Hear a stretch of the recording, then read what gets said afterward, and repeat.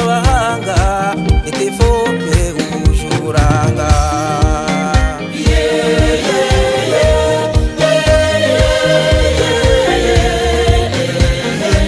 Itifope uri kwisonga,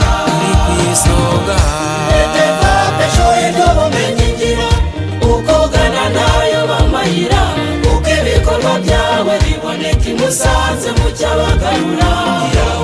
Uwavomye umenya urarinda shikirwa n'imyoza ku murimo. Itifope ijama nawe ukayimenya, ukayibwira n'abandi nabo bakayigana. Iryo shuri ry'imyuga n'ishema rya Diyoseze Gatolika ya